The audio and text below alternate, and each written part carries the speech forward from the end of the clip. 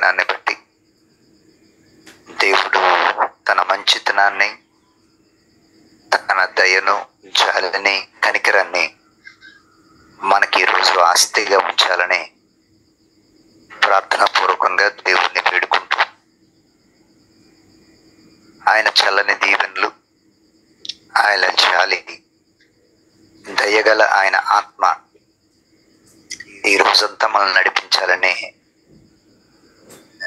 విశ్వాస సహితమైనటువంటి ప్రార్థన మనం చేసుకున్నాం. అన్మ్యూట్ చేసుకుని అర్థం చేయవలసిందిగా ప్రేమతో మనం చేస్తున్నాం. 9వ కీర్తన ఈరోజు మన ధ్యాన భాగం. 9వ కీర్తన 3వ వచనము. నీవు నా పక్షమున వ్యాజ్యమాడి నాకు న్యాయము తీర్చుచున్నావు. నీవు సింహాసనాసీనుడివై న్యాయం బట్టి తీర్పు తీర్చుచున్నావు. కాబట్టి నా శత్రువులు వెనుకకు మళ్ళుదురు. నీ సన్నిధిని వారి జోగి పడి నశింతురు. నీవు అన్యజనులను గద్దించి ఉన్నావు, దుష్టులను నశింపచేసి ఉన్నావు. వారి పేరు ఎన్నటికీ నుండకుండా తుడిచిపెట్టి ఉన్నావు. శత్రువులు నశించిరి, వారు ఎన్నడూ ఉండకుండా నిర్మూలమైరి. నీవు పెళ్లగించిన పట్టణములు స్మరణకు రాకుండా బొత్తిగా నశించారు. యెహోవా శాశ్వతముగా సింహాసనాసీనుడై ఉన్నాడు. న్యాయము తీర్చుటకు ఆయన తన సింహాసనమును స్థాపించి ఉన్నాడు. యెహోవా నీతిని బట్టి లోకమునకు తీర్పు తీర్చును, యథార్థతను బట్టి ప్రజలకు న్యాయము తీర్చు. నలిగిన వారికి తాను మహాదుర్గమును, ఆపత్కాలములో వారికి మహాదుర్గమును. యెహోవా నిన్ను ఆశ్రయించు వారిని నీవు విడిచిపెట్టువు కావు. కావున నీ నామం ఎరిగిన వారు నిన్ను నమ్ముకుందురు. దావీదు శత్రువుల చేతుల్లో అనుభవిస్తున్నటువంటి తన వేదన బట్టి 3వ వచనం 9వ వచనాల్లో దేవుడికి ఉన్నటువంటి మరో 2 లక్షణాలని తన ప్రస్తావిస్తున్నాడు. దేవుడు తనని నమ్ముకున్న వారి పక్షంగా వ్యాజ్యమాడేవాడు. ఏ వ్యక్తి అయితే దేవుని యందు విశ్వాసం ఉంచి, నాయనా నేను నిన్ను నమ్ముకుంటున్నాను, నా జీవితంలో నా పక్షంగా పోరాడేవారు ఎవరూ లేరు, నేను నిన్నే నమ్ముకున్నాను ప్రభు అని ఏ వ్యక్తి అయితే దేవుని చెంత చేరతాడో, దేవుని చెంత చేరిన వారి పక్షముగా దేవుడే వ్యాజ్యము చేసేవాడు. దేవుడే ఆ వ్యక్తి పక్షంగా బాధ్యత పుచ్చుకొని పోరాడేవాడు. దేవుడే ఆ వ్యక్తి పక్షంగా నేను నిలబడతానమ్మా నీ పక్షంగా, నేను నిలబడతాను బాబు నీ పక్షంగా అని దేవుడు తనని నమ్ముకున్న వారి పక్షాన నిలవబడి వ్యాజ్యమాడేవాడు. 3వ వచనంలో ఈ మాట చాలా అద్భుతమైన, దీవెనకరమైన మాట. దావీదు తన జీవితంలో దేవుడు తన పక్షంగా వ్యాజ్యమాడుట ఎన్నిసార్లు గమనించాడు, ఎన్నిసార్లు దావీదు గమనించాడు. చిన్న బాలుడిగా ఉన్నప్పుడు, తన శక్తికి మించిన గొలియాతు తన ముందు ఉన్నప్పుడు, ఆ రోజు ఆ గొలియాతు 40 రోజుల నుండి కేకలేస్తా నాతో పోరాడడానికి రండి రండి అంటే ఒక్కడు వెళ్ళలేదు. ఏ యుద్ధ అనుభవం లేనటువంటి దావీదు ఒడిసెల్లో రాయి వేసుకొని వెళ్ళినప్పుడు ఒక మాట అంటాడు. గొలియాత్ ఏమన్నాడంటే, కుక్క మీదకి వచ్చినట్టు వస్తున్నావేంటి నా మీదకు నువ్వు? అప్పుడు దావీదు అంటాడు, నేను సైన్యములకు అధిపతియగు యెహోవా నామములో వస్తున్నాను. అంటే సైన్యములకు అధిపతి అని యెహోవా నామములో మనం నిలబడితే మనం ఎంత అల్పమైన వారమైనా కావచ్చు, మన దేవుడు చాలా ఘనుడు, చాలా గొప్పవాడు. మనం ఎంతో అల్పమైన వారు, కానీ మన పక్షంగా నిలబడే దేవుడు ఉన్నాడే, ఆయన మహాఘనుడు. ఈ ఉదయకాలం దేవుడు నీ పక్షంగా నిలబడినప్పుడు, దేవుడు నీ పక్షంగా నిలబడినప్పుడు, దేవుడు నీ పక్షంగా బాధ్యత వహించినప్పుడు, నువ్వెంత అల్పమైన దానివి, నువ్వెంత అల్పమైన వాడివి అనేది పాయింట్ కాదు. కానీ దేవుడు నీ పక్షాన వహించినప్పుడు దేవుని కార్యాలు చుట్టూ సమాజం చూస్తున్నప్పుడు ఆశ్చర్యకరంగా నీ పక్షంగా దేవుడు చేస్తాడు. దావీదు అల్పమైన వాడు, గొలియాతు చాలా పెద్దవాడు. గొలియాతు ముందు దావీదు అనుభవం కానీ వయసు కానీ ఎందుకు పనికిరాదు, కానీ దేవుడు దావీదు పక్షాన వహించాడు. 9వ కీర్తన 3వ వచనం మనం ధ్యానిస్తున్న రీతిగా దావీదు అది అనుభవపూర్వకంగా తెలుసుకున్నవాడు గనక, నీవు నా పక్షంగా వ్యాజ్యమాడి నాకు న్యాయము తీర్చుచున్నావు. దావీదు దేవుని గురించి నేర్చుకున్న మరో గొప్ప పాఠం, దేవుడు కేవలం మన పక్షంగా వ్యాజ్యమాడడం మాత్రమే కాదు, ఆయన న్యాయము తీర్చువాడై ఉన్నాడు. దేవునికి స్తోత్రం. ఈ 9వ కీర్తనలో న్యాయము సింహాసనము అనే మాట చాలాసార్లు వచ్చింది. న్యాయము సింహాసనము, న్యాయము సింహాసనము అనే మాట చాలాసార్లు వచ్చింది. దేవుని సింహాసనము నీతి న్యాయమునకు ఆధారములు. ఈరోజు నీతి న్యాయమునకు ఆధారములుగా భూమి మీద ఉండాల్సిన కొన్ని స్థలాలు నీతికి న్యాయానికి ఆధారంగా ఉండలేకపోతున్నాయి అనేది అందరికీ తెలుసు. కానీ there is something in this universe which the people had not seen and known. ఈ విశ్వంలో ప్రజలు తెలుసుకోలేనిది, ఈ విశ్వంలో ప్రజలు చూడలేనిది ఒకటి ఉంది. అదే దేవుని సింహాసనం, అదే దేవుని శాశ్వత సింహాసనం. 7వ వచనాన్ని బైబిల్ ఉంటే ఒకసారి గమనిస్తారా? 7వ వచనంలో రాసిన మాట, యెహోవా శాశ్వతముగా సింహాసనాసీనుడై ఉన్నాడు. శాశ్వతముగా, ఇటర్నల్ థ్రోన్ ఆఫ్ గాడ్. ఏ మానవుడు ఆ సింహాసనాన్ని తీసుకోలేడు. దేవుణ్ణి పక్కకు పెట్టి ఏ మానవుడు ఆ స్థలాన్ని ఆక్రమించలేడు. That is the universal seat. దేవుని శాశ్వత నిత్యత్వపు సింహాసనము. ఆ శాశ్వతమైన సింహాసనంపై దేవుడు ఆసీనుడై ఉన్నాడు. ఇది విశ్వంలో ప్రజలు, భూమి మీద ఉన్న ప్రజలు తెలుసుకోవట్లే. దేవుని సింహాసనము నీతికి న్యాయానికి ఆధారం. ఈ ఉదయకాలం మనం గ్రహించాల్సిన సత్యం ఏంటంటే, మనం ఇంటిలో మోకరించి ప్రార్థన చేసిన ప్రతిసారి ఆ సింహాసనపు తలుపు మనం తడుతున్నాం. దేవునికి స్తోత్రం. మనం ప్రార్థన చేసే ప్రతిసారి ఆ సింహాసనం మీద కూర్చున్న సృష్టికర్త అయిన దేవుని హృదయాన్ని మనం తడుతున్నాం. ఆ సింహాసనం దగ్గర మన ప్రార్థనలో వెళ్ళిన ప్రతిసారి ఆ సింహాసనము దగ్గరికి మన ప్రార్థనలు ధూపం వల్లే చేరుతున్నాయి.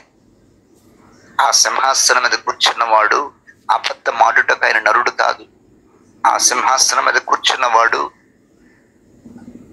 ఆయన ఎవరో ఏదో చెప్తే విని మనస్సును మార్చుకునే దేవుడు కాదు. ఆ సింహాసనం మీద కూర్చున్నవాడు శాశ్వతం నుంచి శాశ్వత కాలం వరకు నీతి న్యాయముల చేత విశ్వాన్ని పరిపాలించేవాడు.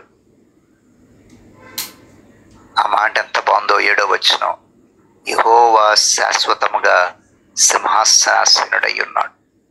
భూమి మీద ఉన్నటువంటి సింహాసనాలకి ఎలక్షన్లు జరగాలి. ఎవడు కూర్చోవాలా, ఎవడు కూర్చోకూడదు అని ఎలక్షన్ జరగాలి. కానీ పరలోకంలో ఉన్నటువంటి సింహాసనానికి ఎలక్షన్ లేవు. ఆయన్ని ఎవరు కూర్చోబెట్టలేరు, ఆయన్ని ఎవరు దేవుడు చేయలేదు, ఆయన్ని ఎవరు దేవుడి నుంచి తీసేయలేరు. ఆయన నిత్యత్వం ఉన్నవాడు. He's God. ఆయన ఉంటాడు, ఆయన ఉన్నాడు, ఆయన ఎప్పటికీ ఉంటాడు. Is God, eternal throne of God, శాశ్వత దేవుని సింహాసనం. ఈ శాశ్వత దేవుని సింహాసనం ఏం చేస్తుంది? 7వ వచనంలో, న్యాయము తీర్చుటకు ఆయన సింహాసనమును స్థాపించాడు. న్యాయము, న్యాయము, న్యాయము, న్యాయము. అయ్యలారా అర్థం చేసుకోండి, మన జీవితాల్లో దేవుడు న్యాయం బట్టి మనల్ని నడిపిస్తాడు. మన జీవితాల్లో దేవుడు న్యాయం బట్టి మన జీవిత పరిస్థితులను నడిపిస్తాడు. మన జీవితాల్లో దేవుడు న్యాయం బట్టి మనకి ఏది ఇవ్వాలో అది ఇస్తాడు. దేవుని తూకాలు, దేవుని న్యాయ విధానాలు దేనికి సరిపోల్చలేము. అంత ఘనంగా ఉంటాయి, అంత నిష్పక్షపాతంగా ఉంటాయి. ఈ దేవుడు సింహాసనాసీనుడై న్యాయాన్ని చూస్తున్నాడట. మీలో ఎవరికైనా గుర్తుందా ఒక మాట? ఈ ఉదయకాలం నాకు గుర్తొస్తుంది, మీకు గుర్తొస్తుందో లేదో మీరు గుర్తుపడతారేమో. బైబిల్లో మొట్టమొదటి హత్య జరిగినప్పుడు దేవుడు ఒక మాట అంటాడు, కయీను నీ సహోదరుడు ఎక్కడ? అతని రక్తం భూమిలోంచి నాకు మొరపెడుతుంది. మీరు ఆ మాట చదివే ఉంటారు, ఆదికాండం 4వ అధ్యాయం. అతని రక్తం నాకు భూమిలో నుంచి మొరపెడుతుంది. మానవ రక్తం న్యాయాన్ని తీర్చగలే దేవుని దగ్గర మొరపెడుతుందండి. మనుషుల ఆక్రందనలు న్యాయాన్ని తీర్చగలే దేవుని దగ్గర మొరపెడుతున్నాయి. ఈ భూమి మీద ఎంతమంది బైబిల్ పట్టుకుని మిషనరీలు రాకముందు సతీ సాగమనమని భారతదేశ దురాచారాలు, సామాజిక దురాచారాల్లో భర్త చచ్చిపోతే భర్తతో పాటు బలవంతంగా అందులో అగ్నిలో వేసి చంపబడ్డ వాళ్ళు ఎంతమంది స్త్రీలు ఆక్రందన చేశారో. నరబలి ఇచ్చే అలవాటు ఉంటుంది భారతదేశంలో. 1700, 1600, 1800 శతాబ్దాల్లో ఎన్ని వందల వందల వందల పిల్లలు నరబలికి బలైపోయి వారి ఆక్రందనలు దేవుడు విన్నాడు. దొంగల చేతిలో పడి, మోసగాళ్ళ చేతిలో పడి, దుర్వినియోగపరచబడిన స్త్రీల ఆక్రందనలు దేవుడు ఎన్ని విన్నాడో, ఎన్ని వింటున్నాడో ఇప్పటికీ కూడా. ఆయన న్యాయమును తీర్చే దేవుడై ఉన్నాడు. మనకి మనుషుల దగ్గర న్యాయం జరగని ప్రతిసారి మనం అర్థం చేసుకోవాల్సిన సత్యం, దేవుడు పరిస్థితుల్ని న్యాయం జరిగేలాగా మారుస్తాడు. ఆమేన్. దేవుడు పరిస్థితుల్ని న్యాయం జరిగేలాగా చేస్తాడు. ఆమేన్. సందేహం లేదు. ఎందుకంటే దేవుని కన్ను నుంచి మనం తప్పించుకోలేము. దేవుని కన్ను నుండి నువ్వు తప్పించుకోలేవు. ఈ దేవుడు ఆ సింహాసనాసనుడై న్యాయమును ప్రపంచం అంతా చేస్తున్న వాడై ఉన్నాడని మనం గమనిస్తున్నాం. 9వ వచనంలో దావీదు అంటున్నాడు, నలిగిన వారికి తాను మహాదుర్గమును, ఆపత్కాలంలో ఉన్న వారికి మహాదుర్గమగును. నెంబర్ 1, నలిగిన వారికి మహాదుర్గముగా ఉన్నాడు ఆయన. నెంబర్ 2, ఆపత్కాలంలో ఉన్న వారికి మహాదుర్గముగా ఉన్నాడు. ఈ మాట చేత ఈ ఉదయం మనందరం దేవుని చేత ఆదరించబడాలి. నలిగిన వారు, జీవితంలో నలిగిన వారు ఎంతమంది ఉన్నారో. వ్యాధుల చేత నలిగిన వారు, అవమానాల చేత నలిగిన వారు, విమర్శల చేత నలిగిన వారు, నిరుద్యోగంలో నలిగిపోయిన వారు, పేదరికంలో నలిగిపోయిన వారు, ఇక రకరకాల సామాజిక సమస్యల్లో నలిగిపోయిన వారు, చేయని తప్పులకు నలిగిపోయిన వారు. దావీదు అంటున్నాడు, నలిగిన వారికి ఈ సింహాసనం మీద ఉన్న దేవుడు మహాదుర్గము. దేవునికి స్తోత్రం. మహాదుర్గం అంటే అర్థం ఏంటో తెలుసా? నలిగిన వారికి ఆయన దాగు చోటు. నువ్వు దాక్కునేది మనుషుల నీటన, వాళ్ళ దగ్గర వీళ్ళ దగ్గర కన్నీళ్ళు గార్చి, వాళ్ళ దగ్గర కన్నీళ్ళు గార్చి, అక్కడ ఇక్కడ కాదు నువ్వు దాక్కునేది. నువ్వు దాక్కోవలసిన నువ్వు దాగు చోటు, నీకు నీకు ఆశ్రయం కల్పించే వ్యక్తి ఒకడు ఉన్నాడు. నీ నలుగుబాటును అర్థం చేసుకునేవాడు ఒకడు ఉన్నాడు. ఆయనే సింహాసనాసీనుడైన నజరేయుడైన యేసు క్రీస్తు. నలిగిన వారికి మహాదుర్గము, ఆపత్కాలాల్లో ఉన్న వారికి కూడా మహాదుర్గం. ఎంత గొప్ప మాట!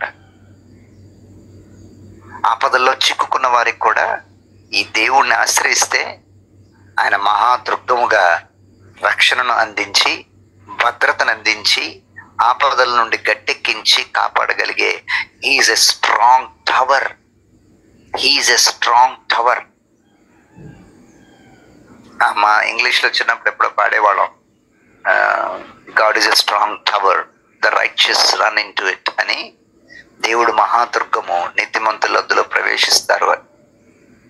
ఎంతో చక్కటి ఆదరణకరమైనటువంటి మాటలు. నలిగిన వారికి దేవుడు మహాదుర్గం అంటే ఆయన అర్థం చేసుకున్నట్లుగా, ఆయన ఆశ్రయం కల్పించినట్లుగా, ఆయన అభయం ఇచ్చినంత గొప్పగా, ఆయన ఆదరించినంత అద్భుతంగా ఈ భూమి మీద ఏ మానవుడు నలిగిన వారికి సహాయం చేయలేడు. దేవుడు కూడా కొన్నిసార్లు మనుషుల్ని ఉపయోగించుకొని ఆ ఆదరణని, ఆ భద్రతని, ఆ అభయాన్ని నలిగిన వారికి కలిగిస్తాడు. ఆపత్కాలంలో కూడా ఆయన మహాదుర్గం. ఇప్పుడు దేవుడు మనకి ఎట్లా సహాయం చేయాలి? మనుషుల ద్వారానే సహాయం చేయాలి. మనుషుల ద్వారా దేవుడు చేసే సహాయం అది దేవుడి నుండి వచ్చిన సహాయంగా మనం భావించాలి. లేకపోతే దేవుడు డైరెక్ట్గా దిగొచ్చి సహాయం చేయడానికి మనం ఆయన చూసిన వారం కాదు, అది సాధ్యమో కాదు. దేవుడు ఆ తగిన ఆ కష్టకాలంలో, ఆ పరిస్థితిలో ఎవరో ఒక వ్యక్తి ద్వారా మనకు సహాయాన్ని పంపిస్తాడు. అలాగే నలిగిన వారికి, ఆపదలో ఉన్న వారికి దేవుడు మహాదుర్గంగా ఎవరి ద్వారా పంపిస్తాడో మనకు తెలియదు, కానీ సహాయాన్ని పంపిస్తాడు. ఇవి దావీదు ఏదో వేళాకోళంగా రాస్తున్న మాటలు కాదు. జీవితంలో అనుభవించి దేవుణ్ణి తన నలుగుబాటులో ఉన్న స్థితిలో మహాదుర్గంగా దేవుణ్ణి నమ్మి నిలబడ్డవాడు. ఒక యవనస్తుడు ఒక పెద్ద ఆయన దగ్గరికి వెళ్ళి ఒక మాట అడుగుతాడు, అయ్యా దైవ జ్ఞానం ఎక్కడ దొరుకుతుంది నాకు అని. ఎవరి దగ్గర దొరుకుతుంది అని. ఆ పెద్ద ఆయన అన్నాడు, దేవుణ్ణి జీవితంలో ఎన్నో కష్టాలు పడి ఇంకా దేవుణ్ణి నమ్మే వాళ్ళ దగ్గర దైవ జ్ఞానం ఉంటుంది, వాళ్ళ దగ్గరికి వెళ్ళు అంటాడు. ఎప్పుడో ఏదో పుస్తకంలో చదివిన జ్ఞాపకం నాకు. జీవితంలో ఎన్నెన్నో ఎన్నెన్నో ఎన్నెన్నో కష్టాలు పడి ఇంకా దేవుణ్ణి నమ్మి ఉన్నవాళ్ళు ఉన్నారే, వాళ్ళ దగ్గర దేవుని జ్ఞానం ఉంటుంది, వెళ్ళు. బహుశా మనం అనుభవిస్తున్న నలుగుబాట్లు, మనం ఎదుర్కొంటున్న ఆపత్కాలాలు, వాటన్నిటికుండా దేవుడు తనను గూర్చిన దైవ జ్ఞానాన్ని మనలో పెట్టుబడి పెడుతున్నాడు. దేవునికి మహిమ కలుగును గాక. ఈరోజు నువ్వు పోరాడే ఏ అనారోగ్యాలతో పోరాడుతున్నావో, ఏ ప్రజలతో పోరాడుతున్నావో, ఏ శత్రువులతో పోరాడుతున్నావో, ఏ అవమానాలతో పోరాడుతున్నావో, ఎలాంటి మనుషుల మధ్య నువ్వు జీవిస్తూ పోరాటంలో ఉన్నావో, ఈ ఉదయకాల దైవ ధ్యానంలో దేవుడు మనకిస్తున్న ధైర్యం, నెంబర్ 1, ఆయన మన పక్షాన వహించి వ్యాజ్యమాడేవాడు. నెంబర్ 2, మనకి న్యాయం చేసేవాడు. ఎందుకంటే ఆయన సింహాసనం నీతి న్యాయములకు ఆధారం. లోకంలో ఎవరి న్యాయం, మనుష్యులు చెప్పని న్యాయం, కాలం లేట్ అయినా దేవుడు న్యాయం చేస్తాడు. ఇకపోతే ఈ న్యాయాన్ని చేసే దేవుడు ఎలాంటి వాడు? నలిగిన వారికి, ఆపదల్లో ఉన్న వారికి మహాదుర్గం వంటి వాడు. ఈరోజు నేను చెప్తున్నా, నువ్వు కంటికి కనిపించే వారిని ఆధారం చేసుకోవద్దు. కంటికి కనిపించే వారిని ఆధారంగా అస్సలు చేసుకోవద్దు. కంటికి కనిపించేవారు నీకు అనుకూలంగా ఉంటే ఒక మాట మాట్లాడతారు, నువ్వు వాళ్ళకు అనుకూలంగా లేకపోతే నీ గురించే మళ్ళీ వ్యతిరేకంగా మాట్లాడతారు. కంటికి కనిపించే వారిని ఆధారంగా చేసుకోకుండా వారిని గౌరవించాలి, ప్రేమించాలి. కానీ మనకి ఆధారం దేవుడు మాత్రమే అయి ఉండాలి. ఆమేన్. మనకి ఆధారం దేవుడు మాత్రమే అయి ఉండాలి. ఆయనే మన ఆధారపుత్రుడు. ఆపత్కాలంలో నమ్ముకొనదగిన దేవుడు. 10వ వచనంతో ముగించుకున్నాం. ఏముంది 10వ వచనంలో?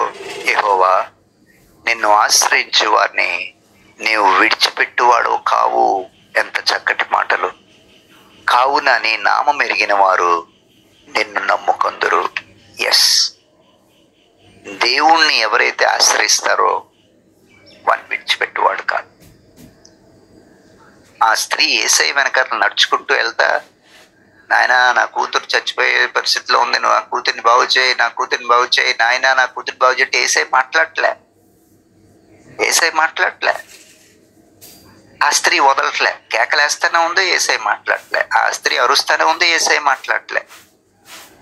శిష్యులు కోపం వచ్చింది, ఏంటయ్యా నువ్వేం మాట్లాడవు, ఆవిడ అలాగ అరుస్తుంది, ఆవిడ పంపించేయి. కానీ ఆవిడ వెళ్ళిపోలేదు.